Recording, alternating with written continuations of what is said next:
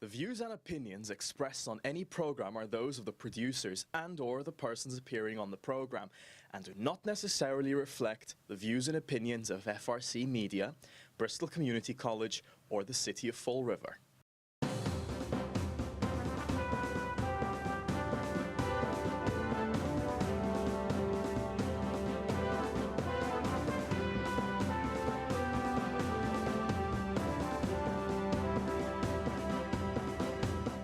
Well, hello. Welcome to Spindle City Straight Talk. I'm Chip. And I'm CJ. And it is Wednesday, hump day in the Riv after a Clowncil meeting that had, quote unquote, and I'm going to say pseudo hearings. Yep, definitely. Because I am, and citizens input on the budget. And CJ and I were there. We gave our, we gave as much as we could with the, I got an extension. But they actually, I am incensed. I'm actually going to write a letter and see if what they did was legal. You know, they allow the Chamber of Commerce to go up there. None of them are residents, and they babble for an hour and a half trying to get their tax rates cut for their businesses. And we have a budget that is straining everybody in the city of Fall River. There was a couple letters talking about the budget and how, you know, it totally disregards the taxpayer, and I know you spoke about the jobs that we're going to have to keep, and I talked about the ethical stuff about knowing the numbers and on a debt override, which is our right. But first thing I was told is you have a 5-minute time limit. Wow, how magnanimous of them! They gave you 2 minutes. You should have as much time as you need to present your argument and present your position. Not only that, the rest of the council was denied by the council president to even ask me questions. Right. They wanted to, and I believe it was Councilor Kilby that said, you know, we'd like the opportunity to ask some questions and engage the presenter. I was fine with that. Matter of fact, I had so much stuff I could have, I had about 15 pages worth of documentation about the ethics and about their fiduciary responsibility that to present word again. And not violate the public trust. But I mean, this is outrageous. Citizens, the people who are going to pay the bills that are generated by that budget, at a hearing, not a regular meeting where you say, oh, we're going to have to put I don't agree with the cap on citizens' input even at the regular meetings. I think that we are the government by the Constitution. Therefore, if anybody gets to talk, it shouldn't be a city councilor in a campaign season talking an hour and a half on moving parking meters or something like that, just so they can get some airtime. The people should be allowed to speak. And if they don't like it, they don't have to run for office, because actually it's their job to listen to us. That's what the Constitution says. They're supposed to be accountable to us. And that just infuriated me. I mean, you know, I didn't want to get into an argument with the president, but I think that is wrong, and I am going to actually seek a legal opinion on that. Well, what's interesting is this city council president is showing that she does not want to hear the voice of the people, unless you're selling your house, in which case she's your best friend, okay? But if you're going to be there to talk, to criticize or make suggestions or talk about your tax dollars being spent, I don't want to hear you. And I'm going to do everything possible that I can to shut you up. And that's exactly what she did last night. She did everything possible to shut you up. Yeah, she actually, you could see her disappointment when there was a motion to extend my time another Exactly. But she limited it to 5 minutes. And she did limit it, where before, listen, I've gone there with citizens' input with issues, and they've waived the time, and I've spoken for 25, 30 minutes. Exactly. Because I had a whole bunch of material there, and they knew it, and they wanted to hear it. Exactly. Now, that's concern for the taxpayer. And in this case, most of the time I was talking about healthcare issues and stuff that affected all city employees, all the citizens of Fall River. But the reality is, you're right, it's obvious that she wants to suppress the voice of the public as much as possible. It's almost like she's working in concert with the mayor, who doesn't want to talk about anything except parades, and balloons and feel-good stuff. Right. And you know, this is disturbing. Well, I can tell you now that I've heard from a couple of city council, and I say a couple because it's been a couple, that have said that Pam is in line with the mayor and his proposals. So Pam doesn't represent the people anymore. She represents Paul Coogan. And that's a shame. And maybe what the people need to understand is that when a city councilor, a school committee member, or a mayor fails to represent you, the people need to make sure that at the polls, an X is put on somebody else's name. Or in this case, the dot. Yeah, the dot, the whatever. I don't know. You can't. Maybe we shouldn't use dot. I don't know. Is that socially acceptable today with all the taboos about? I don't know. All I know is it's a fill in. As long as it doesn't have a word after the dot. That's right. Yeah. But yeah, look. This is one of the problems we're having in the country. The government is fundamentally breaking down. They've turned this into a fascist state, a tyrannical government. They are the bosses. They have forgotten, okay, that we are the government. You know, the Constitution clearly states that. The Massachusetts Constitution clearly states that in part of the first section 4, that the people are the government.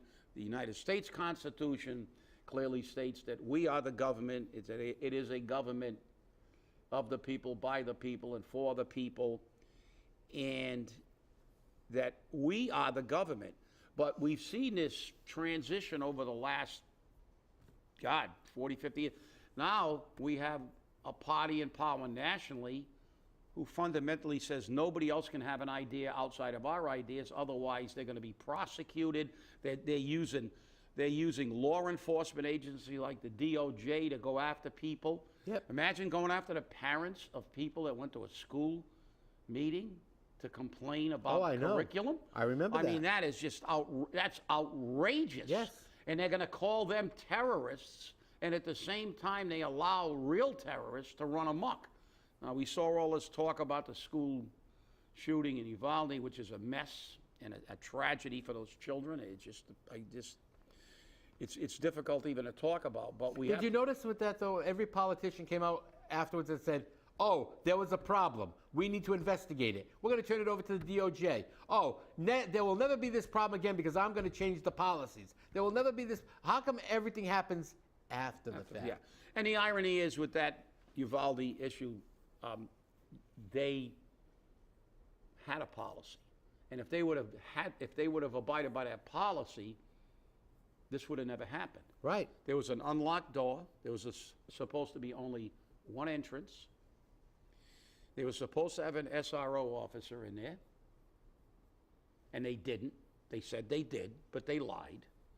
They lied about response times. They lied about virtually everything, and every day, more and more has been. But see, the problem is, as you said, the hypocrisy of government.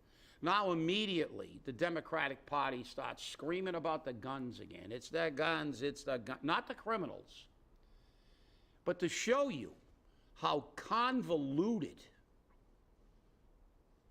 and literally mentally ill some of these politicians are, especially on the left.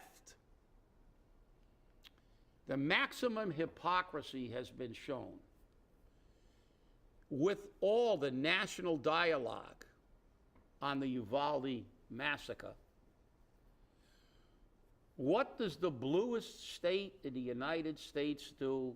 California, the bastion of lunacy, the bastion of hypocrisy. The land of fruit and nuts. The land of fruit and nuts. That's it. But what do? While their congressmen and senators are screaming to the high heavens, stop the crime, the guns. See, they don't say crime. They don't say stop the crime. They let the criminals out with no bail. They let them out with ankle bracelets. California is now, I don't know if it's passed or it's going to be passed. I hope you're all sitting down. If you're not, please sit down. Don't have any hot beverages in your hand. You might spill them. But they're actually going to pass a law, which I believe is illegal. Hopefully somebody will take it to the Supreme Court. They want to pass a law in California prohibiting schools from reporting violence.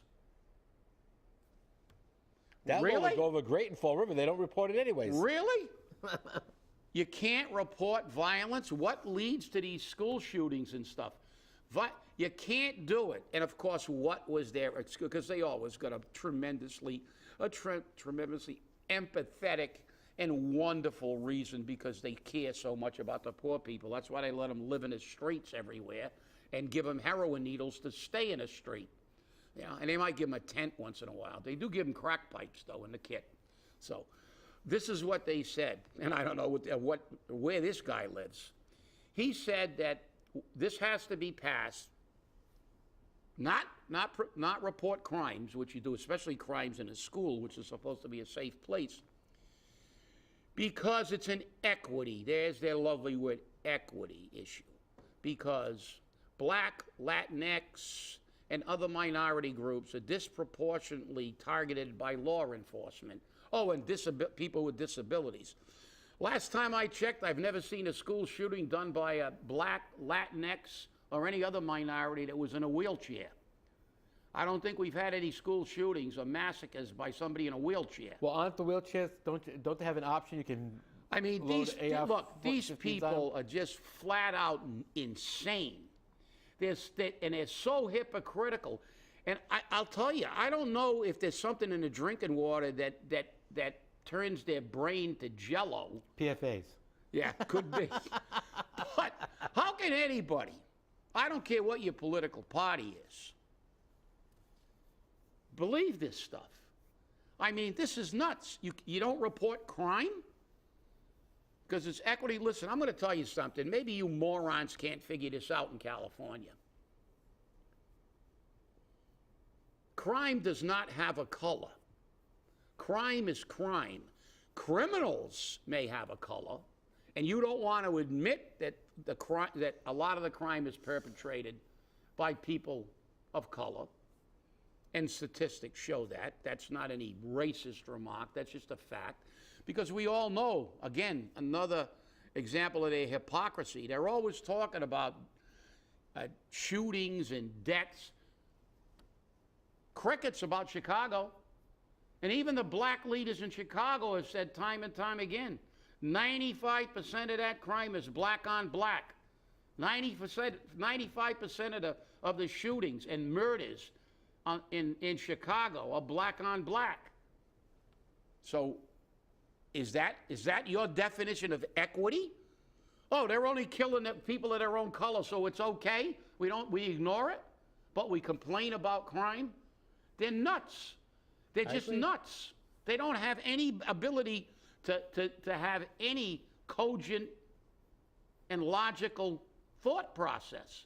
Everything they say is a contradiction, and when you call them on it, they start calling you a racist and a bigot and every other thing. So that's the problem. We have the government has broken down, and as CJ said earlier, it's your fault because you don't go to the polls. When we have 14% of the people determining what our government is, the people aren't determining who the government is and what our government is. And that is like problem. We saw that last night. There wasn't one proponent of the budget. Right. Not one. I hope everybody notices that. There were only a few people there. There'll be more people there because once they see that and we said it, they'll bring up all their obsequious lackeys and have them parade up and say how wonderful this budget is. But that's not true. Wait till you see your next water bill. Oh yeah. Well, what they're going to do is, during a budget prep, they're going to bring up all the department heads who are commissioned to say, go up there and say how this is a great budget because you're getting everything you need to run your department great. And what they're doing is they're going to give you a little piece of the puzzle, and then you say, oh, that's good, that's good, that's good. Well, all these good things, when you put it together and you find out what the puzzle is, what's the picture in the puzzle? Cha-ching. A giant cash register. That's right. Cha-ching. That's what it is. And over the top of the cash register is a vacuum cleaner sucking the money and the life out of the people of Fall River. That's what it really is. So, okay, they're all going to go up there and they say what they have to say. Oh, I'm getting everything I need. And CJ mentioned that it is citizens' input. They're putting, we got 29 people being put on it. What happens when the opera money that we're paying for is gone? We got to pay their health care. We got to pay their salaries. We got to give them pay raises. And they got to go into our retirement system. So did anybody ever project those numbers? Absolutely not, because they only like to look at they want you to look at a tree, not the forest. Well, and one of the things I also brought up, if you remember last night, is the fact that they budget positions that they don't intend on filling. And we've talked about this before on the show. I mean, we've been doing this for 10 years. Come on. Yes, people, 10 years. And we've been talking about this for 10 years, and for 10 years, we feel like we're, dragging our ass along the ground because the friction doesn't even stop it, okay? It's like being on ice, and you just keep sliding along because they don't care. They just don't care. They don't care that you say it. They don't care that you bring it up. They don't even care that you brought in citations from legal cases. They don't care because they don't want to hear it. This city council doesn't want to hear it. And this was very clear when you look at the fact that we have a meeting that was supposed to be held today canceled because people had deaths in their family. I have no problem, and I have plenty of sympathy for those people. I have sympathy for Leo Pelletier. I have sympathy for Trott Lee. I have sympathy for Sean Kadim. Okay? My condolences to them. But if the city council has a quorum, they have a meeting. Well, it's just like when they took the break for Linda being in Florida. Well, Linda's not here, so we need to postpone this meeting. No. And this is the city council president. This is how she's catering to the administration and catering to specific city councilors. Yeah, and if it wasn't Linda, if it was one that was anti-mayor, you think she would have postponed the meeting? No, of course not. Of course not. Well, that's the problem. The problem is that, look, like you said, we've been doing this for 10 years, and fundamentally, we have to make them care. But what disturbs me is that the people still haven't figured out that the city council and the mayor are not supposed to be dance partners. They are checked as a checks and balance. They have their job. And I'm not saying they have to be adversarial all the time. They have to try to peacefully coexist, but it's like labor and management. You can't be huggy bear, kissy face, friendly with management, because you are on two opposing sides. There's going to comes times where there's going to be a disagreement, and you're going to have a grievance, and it's going to get acrimonious, and you have to learn how to peacefully coexist and have mutual respect for each other, and that's the best you can do. But the city council is not commissioned to be walking in lockstep with the mayor. It's supposed to be our oversight committee and our fiduciary on how our money is spent. They are the legislative branch, not the executive branch. And as I always say, the last time government marched in lockstep, they were doing the goose step with Adolf Hitler. I hate to say it, but I believe that she's the most ineffective president we've ever had. I agree. I agree. She has no ability, and I'm not saying that as an aspersion. That's just an observation. No, exactly. The fact is that, look, I've been in leadership roles a lot in my life, and leaders have to make decisions. Leaders have to basically say, okay, there's a question, how we're going to go, this is the way we're going to proceed. I'm the chairman. I'm the president. Well, you're the president of the city council. You can't try to placate everybody on the council, because then you do no business. That's right. We're gonna cancel the meeting, and as he said, I have the utmost sympathy for anybody who loses a loved one. And they have every right to take some time off for bereavement. But you don't stop a meeting when you have a quorum. The first thing every organization does when they go to a meeting, at least I did, and everything I chaired, and I chaired a lot of meetings that I know you have, CJ. Yep. If you've got a very small amount of people in the room, you have to say, do we have a quorum? Right. Because the quorum is normally in the Constitution and bylaws. And if you have a quorum, the meeting proceeds. That's right. You don't say, well, you know, one of my friends on a council is out, so we're just going to cancel a meeting tomorrow. No, you have councilors. You have enough councilors to constitute a quorum, and there should be a meeting. And I understand it's not the best solution, because you'd like to have every councilor there to listen to the people, or weigh in, or get the information that's disseminated. But that's the way it is. You can't break the rules. You have a quorum stipulated for a reason, to allow the business of government to continue, even under duress. Well, and you know what was very interesting, you know, how quickly the city council president and the administration have forgotten that the business of the city continued on all through COVID. Yes. We found a way to make it happen, didn't we? Yeah. Okay? So you're not going to tell me that you don't understand that the business of the city is going to continue with or without these people. Yeah. And let's be real. 3 people out, Sean, Leo, and Trott, because Trott resigned. Well, he's out permanently. He's out permanently. But that's 3 people out. That still leaves 5 people, which is a quorum. And it's a good quorum because you can get an odd number of votes. So you don't have a tie vote Exactly. each time. So you're all set. And you know, it is what it is. But while we're on that, let's get to the soap opera part of this whole scenario. Trott Lee's resignation and all the machinations that seem to be going on. Once that resignation was tendered, the rumors are abounding now. Yes, they are. Now it's like it's not only Trott's resignation.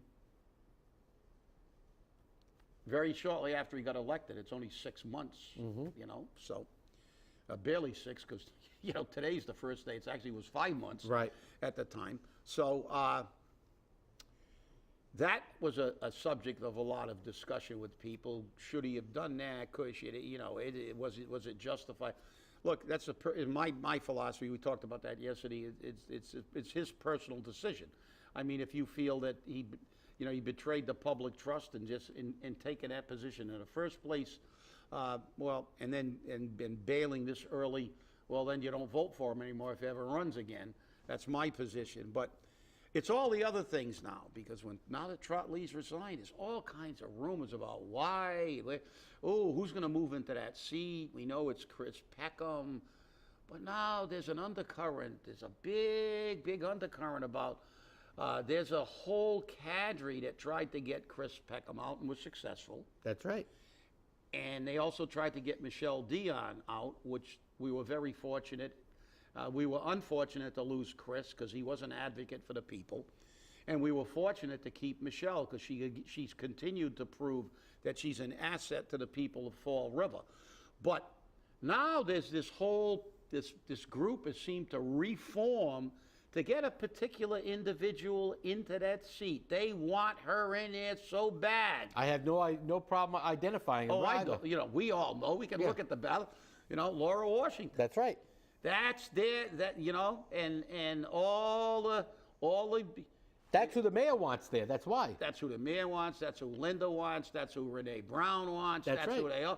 All the people that are up there crucifying Michelle and worked so diligently, they want her in. And you know, I'll be perfectly frank. I do not know that woman. I couldn't identify her in a lineup. Neither could I. But I can tell you one thing.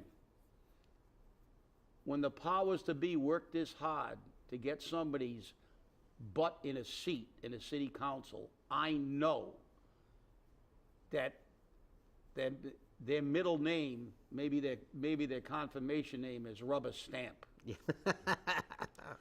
So I'm not going to argue with you. I'll tell you now. I just won't argue with you about that because it's most likely very true.